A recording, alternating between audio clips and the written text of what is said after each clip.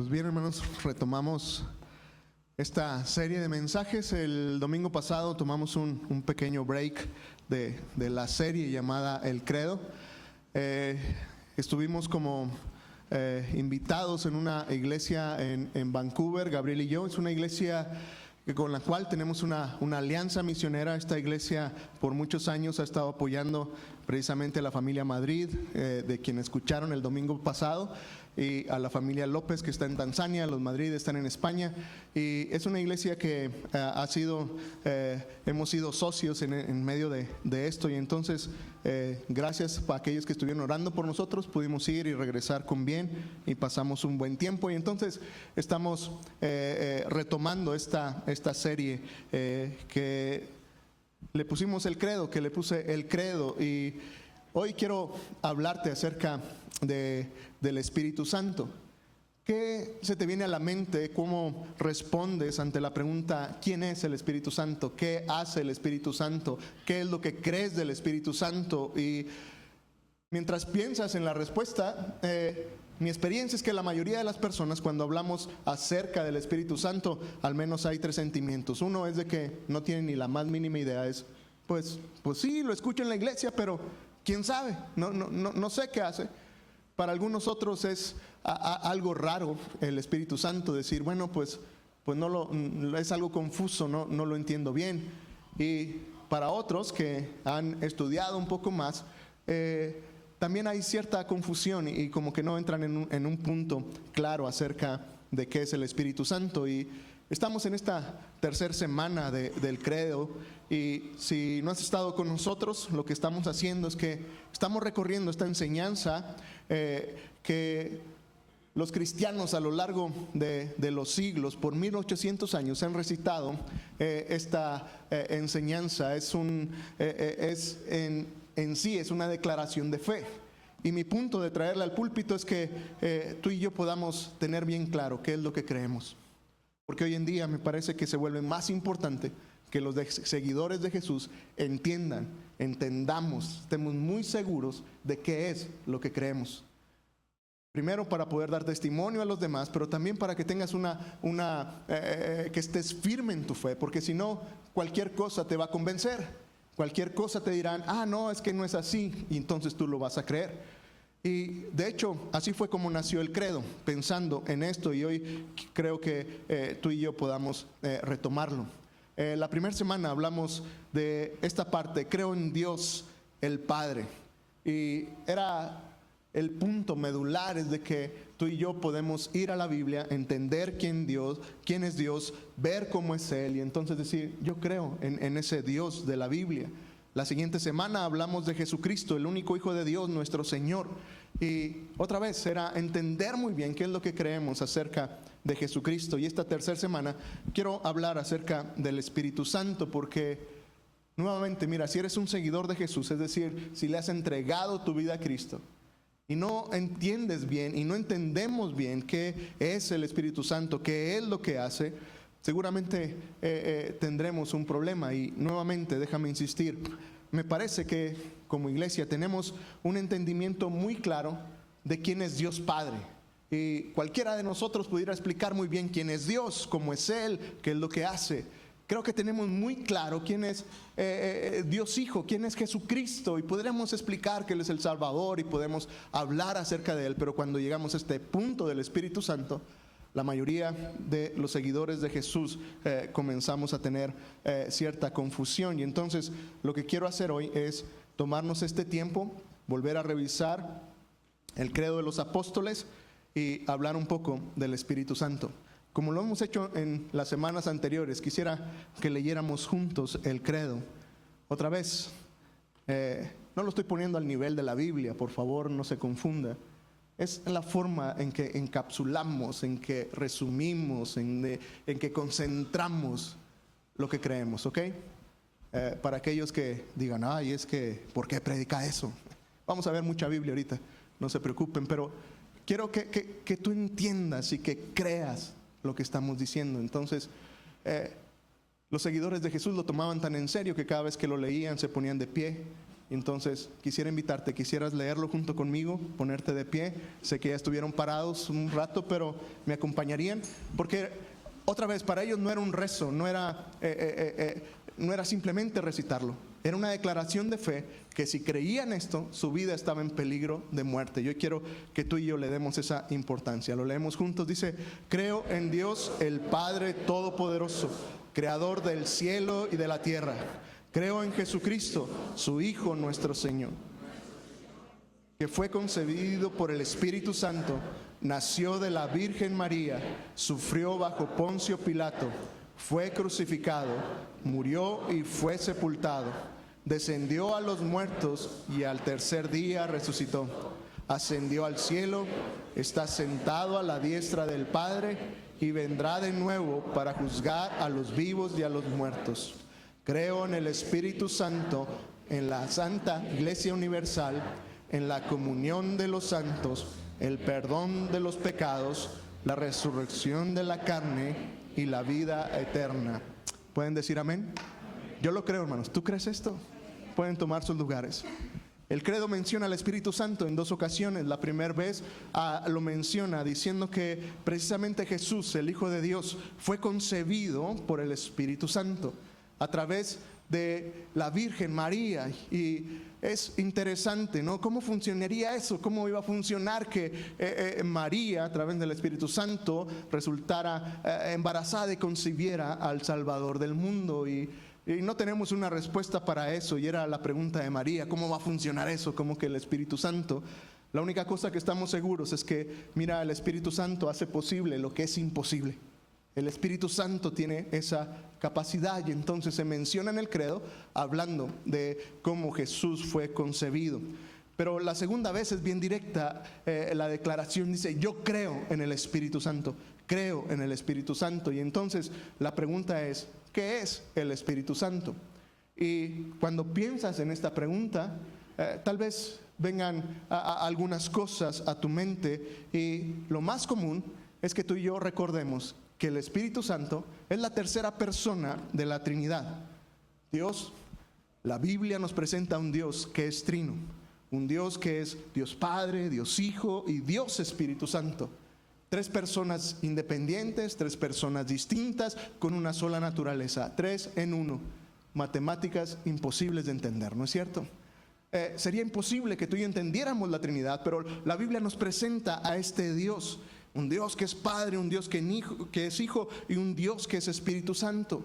Y entonces, ante la pregunta ¿quién es el Espíritu Santo?, la respuesta más sencilla, con esto en mente de la Trinidad, es que el Espíritu Santo es Dios mismo. El Espíritu Santo no es una fuerza, no es un sentimiento. El Espíritu Santo no tiene que ver con algo mágico. El Espíritu Santo es una persona, Dios mismo. ¿Y sabes qué es lo más trascendente? Que siendo el Espíritu Santo una persona y Dios, el Espíritu Santo quiere relacionarse contigo y conmigo. Y entonces, por eso me parece que vale la pena hablar acerca de esto. Quiero que comencemos en uno de los pasajes más conocidos acerca del Espíritu Santo, que está en Hechos capítulo 2. Y si tienes tu Biblia y quieres abrirlo ahí, si no puedes escucharme, simplemente quiero llevarte a este punto de el día de Pentecostés. El día de Pentecostés en realidad era una celebración judía que había estado siendo parte del pueblo judío por miles de años, por cientos de años. El pueblo judío celebraba esta fiesta. Era el día de Pentecostés, y lo que celebraban era ese momento cuando Moisés subió al monte Sinaí para recibir la ley, para recibir la Torá. Entonces el pueblo de Israel, ese día, que era el día de Pentecostés, era una fiesta especial para ellos. Venía gente de varias partes y se reunían para celebrar este día del Pentecostés. Y dice que estaban en esa festividad, estaban en ese tiempo, cuando dice la Biblia que de repente un estruendo como de un fuerte viento vino del cielo y sopló y llenó toda la casa donde se encontraban. Entonces aparecieron unas lenguas como de fuego, que se repartieron y fueron a posarse sobre cada uno de ellos. Todos ellos fueron llenos del Espíritu Santo y comenzaron a hablar en otras lenguas según el Espíritu los llevaba a expresarse. Y déjame detenerme aquí y guiar un poquito la escena.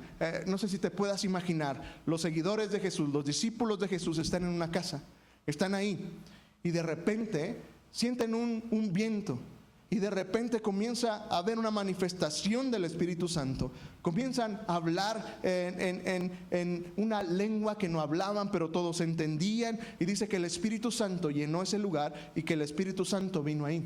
Es una escena bastante loca, la verdad. Es una escena bastante un poco extraña, y sería muy extraño pensar que esa fue la introducción, que ese fue el momento en que el Espíritu Santo llega a la vida de las personas. Pero la verdad es que si esa fuera la introducción del Espíritu Santo, uno diría, bueno, pues está bien raro.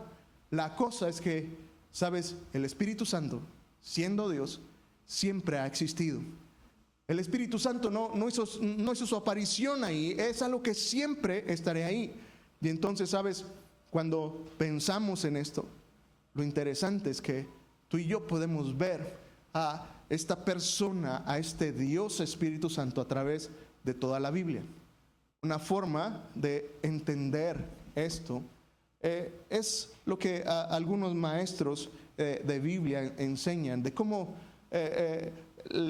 la Biblia podemos encontrar estos temas que siempre están ahí.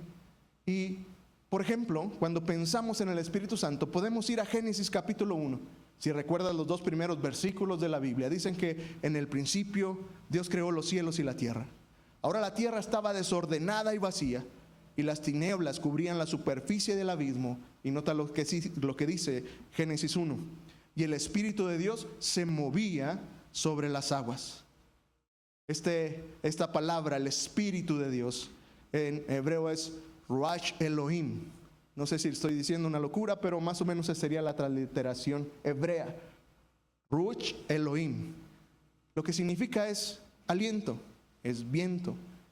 Y tiene esta idea de que es algo que siempre se está moviendo, es algo que siempre está activo. Y entonces la Biblia presenta al Espíritu Santo, al Espíritu de Dios, siempre activo. Y es algo entonces que tú y yo tenemos que entender. Nuevamente, hay temas en la Biblia que están de principio a fin.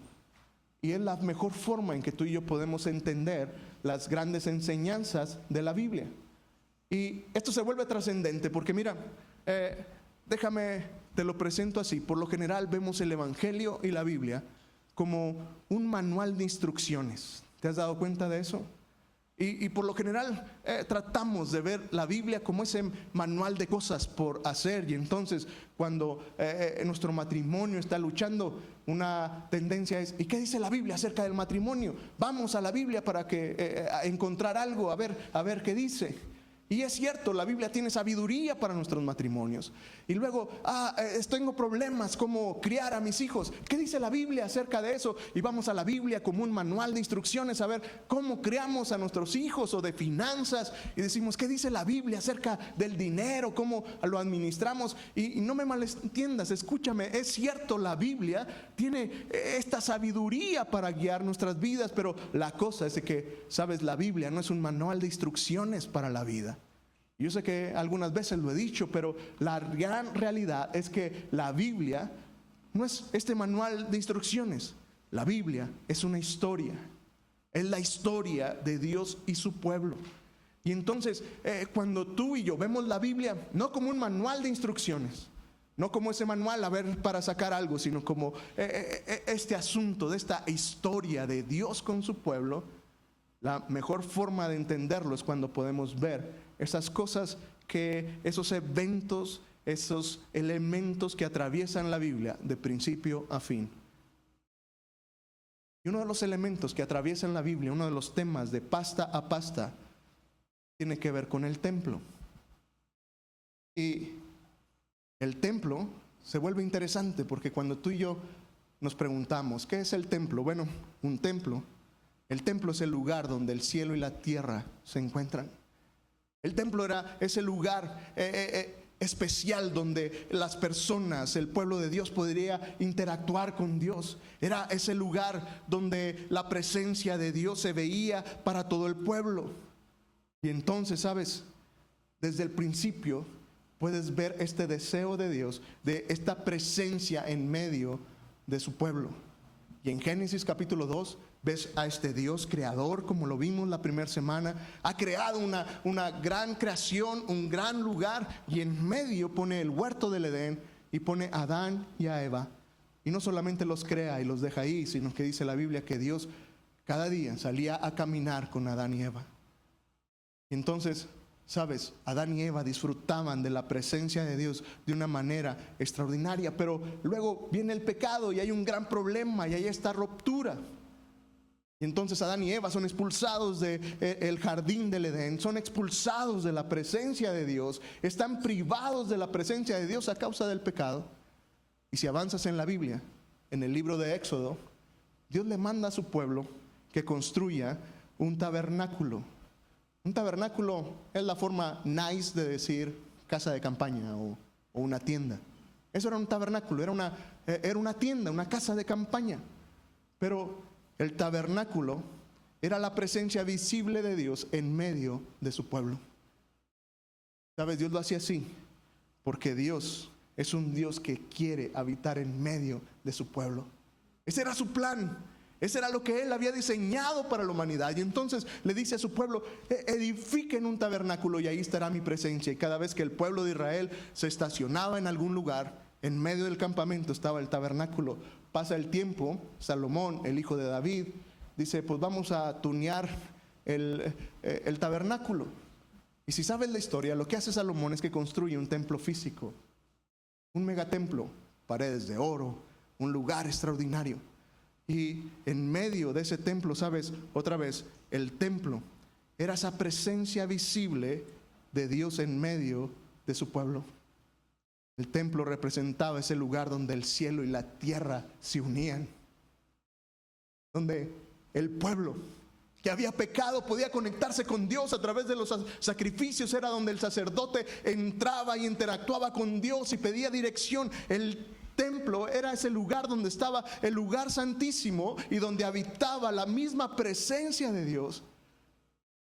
Nuevamente, por una sola razón: a Dios le encanta, Dios desea habitar en medio de su pueblo.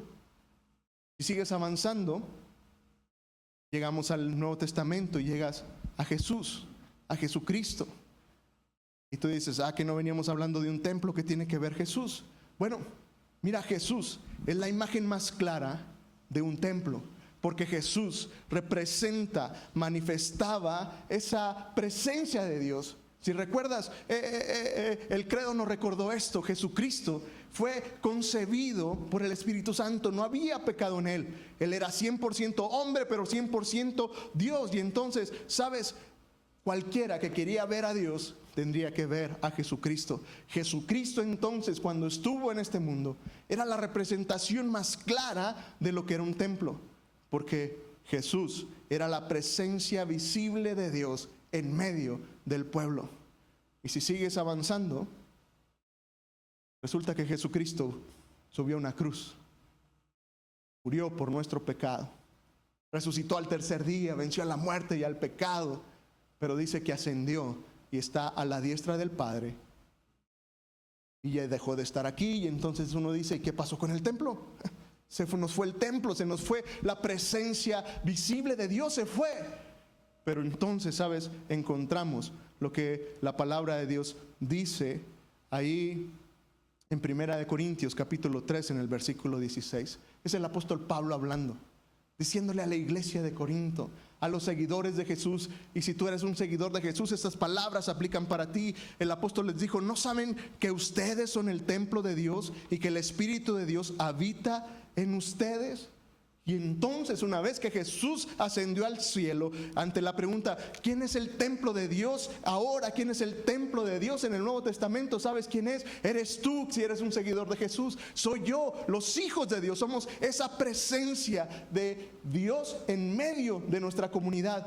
Tú y yo nos hemos convertido en esa presencia visible de Dios. Tu persona, si eres un seguidor de Jesús, eres ese lugar donde el cielo y la tierra se encuentran. Eres ese lugar donde Dios hace contacto de una manera extraordinaria. El templo ahora, ¿sabes? No es un lugar físico como el que construyó Salomón. Ahora es la iglesia, eres tú y soy yo, aquellos seguidores de Jesús, porque el apóstol dijo, ustedes son el templo, ahí habita el Espíritu de Dios. Si sigues avanzando, llegarás a Apocalipsis, capítulo 21 y 22, los últimos dos capítulos de la Biblia. Y el apóstol Juan está describiendo la nueva Jerusalén, la ciudad de Dios, Sión, el lugar donde pasaremos la eternidad. Y entonces Juan describe a este lugar como un cubo. Y sabes, lo interesante de esto es que el cubo representa ese lugar santísimo, donde la presencia de Dios está. Y Juan describe este lugar, el cielo, donde hay un árbol de la vida y un río que cruza, que atraviesa toda esa ciudad. Algo parecido al Edén, ¿no? Un lugar donde está el árbol de la vida. Pero ¿sabes qué no hay en Apocalipsis? ¿Sabes qué no hay en la ciudad de Dios? No hay un templo, ya no hay más un templo porque no hace falta. La misma presencia de Dios estará ahí. Y tú y yo no necesitaremos de un templo porque Dios estará ahí. Porque otra vez el plan de Dios, lo que siempre soñó, se hará realidad. Él habitando en medio de su templo, habitando en medio de su pueblo. Él siendo la presencia visible de lo que es Dios, será una realidad para ti y para mí ahí. Pero hoy quiero llevarte a este momento y a esta verdad. Tú y yo somos el templo de Dios. Y entonces, ¿sabes? Esto me parece tan relevante para ti y para mí, porque si eres un seguidor de Jesús, si eres un seguidor de Cristo, quiero recordarte que Dios no solamente está contigo, Dios está en ti. Muchas veces nuestra imagen de Dios es ese Dios que nos toma de la mano. Y es cierto, es una bonita imagen. Pero la realidad de las cosas es que Dios no es alguien ajeno a ti y a mí que nos lleva de la mano. Dios es un Dios que habita en nosotros, y cuando entendemos esta verdad acerca del Espíritu Santo es extraordinario. Tu persona como un seguidor de Jesús es el lugar donde el cielo y la tierra se encuentran. Eres la misma presencia de Dios que se revela a este mundo. Y otra vez, ¿sabes? Esto se vuelve tan importante porque lo que tú y yo creemos acerca de Dios moldea todo lo que tú y yo hacemos. ¿Quieras imaginar qué pasaría si tú y yo creyéramos en realidad esta verdad? Que no es que Dios nos acompañe, es Dios que está en nosotros. ¿Sabes lo que significaría? Es que tú nunca estarás solo para enfrentar las situaciones más difíciles de tu vida. Vivirías de tal forma que sabes que cuando entras en una habitación, Dios está ahí. Tú eres la presencia de Dios en ese lugar. Y es algo extraordinario pensar en eso. Porque al final, ¿sabes? ¿A dónde podríamos huir de la presencia de Dios si somos el templo? No habría un lugar donde tú y yo pudiéramos escapar de la presencia de Dios en ninguna parte. Y esto se vuelve reconfortante, ¿no? Me encanta saber que Dios habita en mí. Pero me cuesta creerlo. Me da un poco de miedo porque conozco a Dios. Él es íntegro, Él es perfecto, Él está completo, Él es amoroso, Él es bueno. Me conozco a mí. Estoy lejos de ser como Él es. Me cuesta tanto trabajo pensar en la misma presencia de Dios quisiera habitar en alguien como yo. Porque, ¿sabes? Cuando me veo al espejo, más que un templo, muchas veces veo una casa en ruinas. Veo a esta persona que explota de frustración y hiere a los demás. Hablando duro, hablando cosas que no son.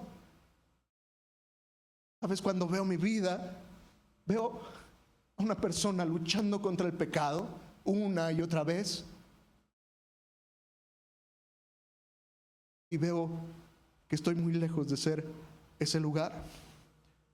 De una persona muchas veces lleno de resentimiento, de ira y de amargura en muchas cosas. Cuando me veo al espejo, era imposible que Dios habitara en mí.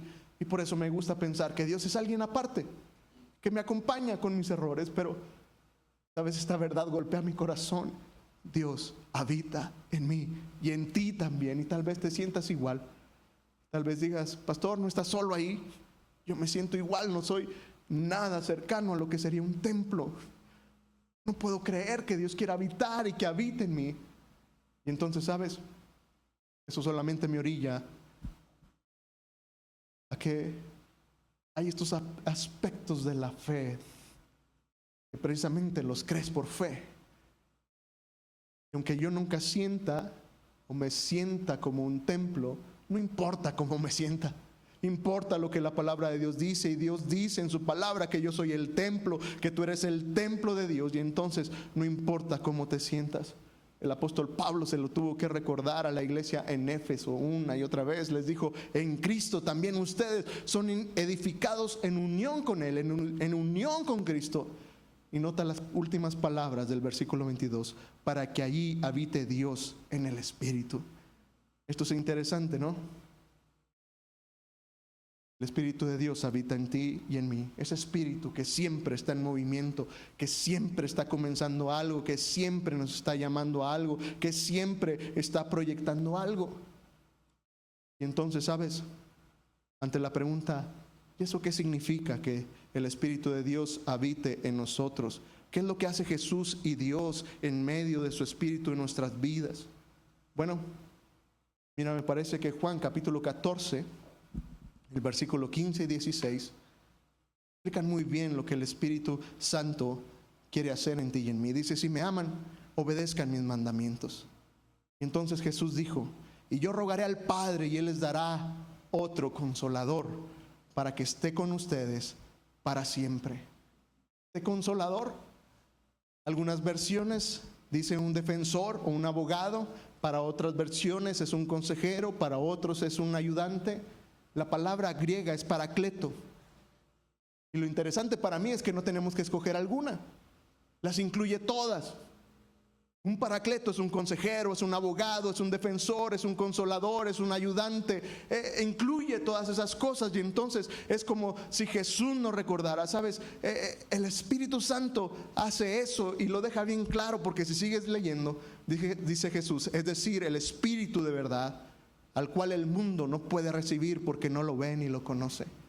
Y esto es lo que me llena de ánimo, porque Jesús le dijo a sus discípulos, y si eres un seguidor de Jesús, Jesús estaba diciendo, el mundo no puede ver el Espíritu de Dios, no lo entiende.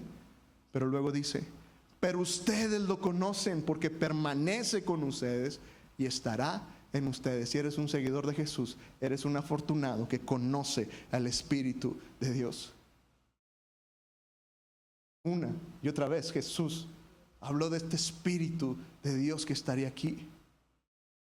Una expresión que rompe mi corazón fue cuando Jesús le dijo a sus discípulos, no los voy a dejar huérfanos, yo me iré, pero estaré con ustedes a través del Espíritu Santo.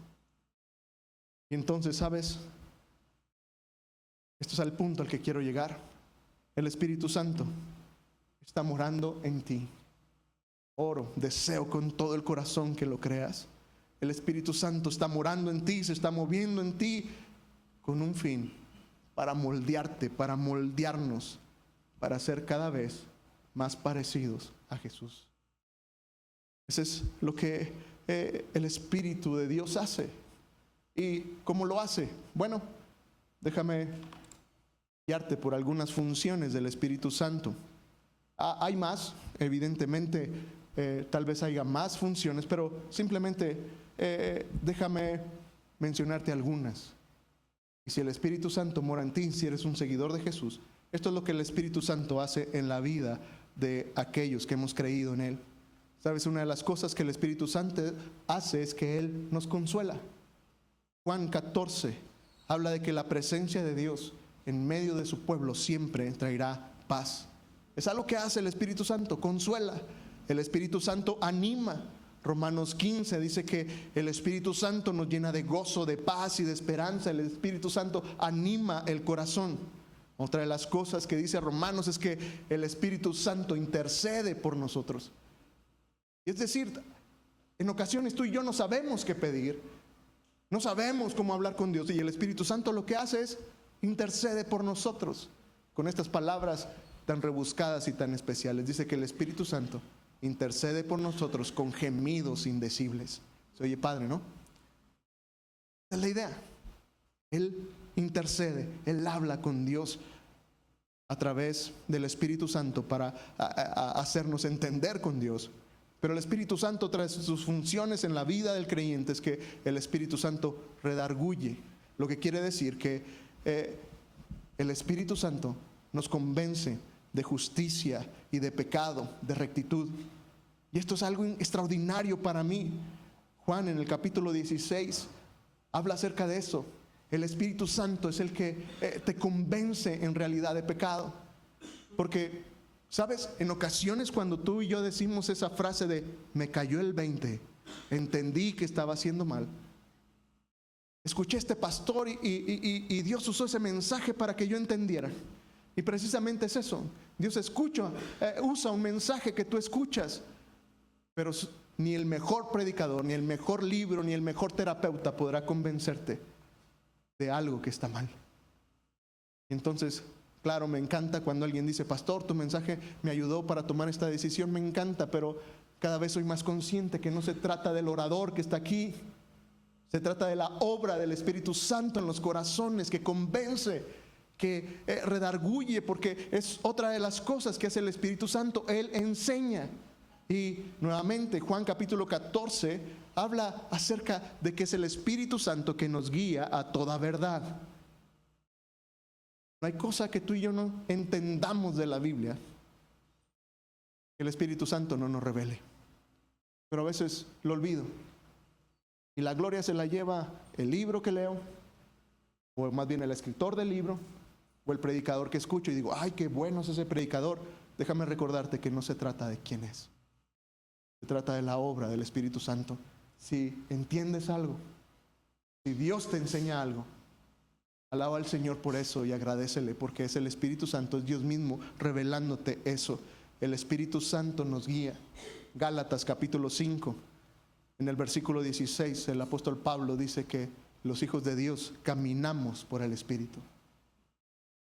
El Espíritu Santo te guía, Él te dirige, Él es el que guía nuestras vidas. Y en medio de todas estas funciones, si solo pudiera recordar una de estas cosas, déjame llevarte a esta que está en Hechos capítulo 1 en el versículo 8. Dice, pero cuando venga sobre ustedes el Espíritu Santo recibirán poder y serán mis testigos en Jerusalén, en Judea, en Samaria y hasta lo último de la tierra. ¿Sabes lo que está diciendo? Es de que el Espíritu Santo trae poder a la vida. Y no recuerdas ninguna otra cosa, solamente recuerda esto. El Espíritu Santo es el poder en ti y en mí para vivir la vida cristiana. Tú y yo no podemos vivir la vida cristiana con buenas intenciones. La vida cristiana no se vive con fuerza de voluntad para vivir alejado del pecado. Es imposible, no se puede hacer. Necesitas el poder del Espíritu Santo para vivir una vida santa. Necesitas el poder del Espíritu Santo para mostrar gracia. Necesitas el poder del Espíritu Santo para amar a los otros. Necesitamos el poder del Espíritu Santo para que nuestras vidas puedan ser instrumentos de bendición a otros. Y entonces, si no recuerdas nada más, solamente recuerda que, ¿sabes? El Espíritu Santo te da el poder, esa gasolina, ese combustible que te hace vivir la vida cristiana. Porque sin Él, tú y yo jamás podríamos vivir a la altura de los hijos de Dios. Y eso es extraordinario. Yo sé que hablar del Espíritu Santo puede sonar apasionante y tal vez estés aquí esta mañana y me digas, oye, pastor, eso se escucha extraordinario, pero yo no siento el poder del Espíritu. No escucho a Dios hablar o guiarme. Y la verdad es de que nunca he experimentado ese poder del Espíritu de Dios en mi vida. Déjame decirte que si quieres sentir la presencia de Dios, la presencia del Espíritu Santo en tu vida, tú y yo tenemos que crear un espacio para que esto sea real. Porque no es mágico. El Espíritu Santo no es una manifestación de emociones, una manifestación externa de algo. Es una persona que se quiere relacionar contigo y conmigo, y tú y yo tenemos que darles espacio para experimentar el poder del Espíritu Santo en nosotros. ¿Y a qué me refiero con darle espacio? ¿Sabes? Darle el espacio es abrir esos momentos en que el Espíritu Santo pueda obrar en ti y en mí. Y la única forma es cuando tú y yo nos damos el tiempo para buscar a Dios. Déjame decirte cómo funciona en mi vida en los últimos meses. Alguna vez te dije que una de mis grandes luchas es la disciplina. Y otra vez, si quieres irte de la iglesia después de escuchar esto, te entiendo. Pero a veces batallo para tener mis devocionales. Soy bueno para preparar un mensaje como este y estudiar, pensando en ustedes, pensando en cómo compartir, pero a veces batallo. No tengo las ganas ni me doy el tiempo para buscar a Dios. ¿Sabes? Cuando me pierdo eso, no le doy ese espacio al Espíritu de Dios para trabajar conmigo. Y en los últimos meses, por la gracia de Dios, conseguí a un buen amigo. Es mi coach, es mi alguien que me acompaña, un mentor. ¿Sabes? En medio de mis pláticas con él es: ¿qué quieres lograr en tu vida? ¿Qué estás trabajando? Y yo le dije: ¿sabes? Una de las áreas con las que batallo es con mi disciplina. Batallo para buscar a Dios. Y entonces ideamos un plan. Cada sábado por la noche tengo que escribir un reporte, enviárselo y contarle no solamente los días que tuve mi devocional, sino qué fue lo que aprendí.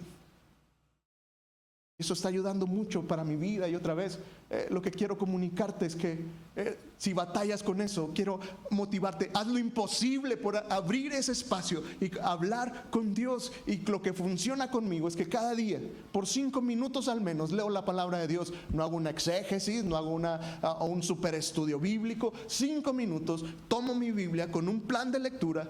Y entonces mientras leo es: Dios, ¿qué quieres enseñarme? ¿Es un versículo o 2? 5 minutos. Dios, ¿qué quieres enseñarme? Dios, ¿qué quieres que haga? ¿Es hacia dónde me quieres dirigir con este pasaje? Y déjame decirte que no es mágico muchas veces. Así como entré, así salí. No siempre saldrás con el rostro iluminado después de estar en la presencia de Dios. No funciona así. Muchas veces Dios guarda silencio. Pero quiero crear ese espacio, abrir mi mente y mi corazón y decir: Dios, ¿qué quieres enseñarme hoy? No siempre hay una lección extraordinaria. Luego comienzo a orar por algunas personas o por algunas peticiones. Después, lo que hago es tratar de hablar con Dios de una manera muy natural. Y otra vez, a veces: pastor, ¿no sabes orar? A veces se me complica. No sé por dónde comenzar. ¿Sabes lo que he estado aprendiendo? Una forma muy fácil es de que quiero comenzar agradeciendo a Dios por lo que Él es. Y entonces mi oración comienza así: Dios, gracias porque eres un Dios bueno. Dios, gracias porque eres un Dios proveedor.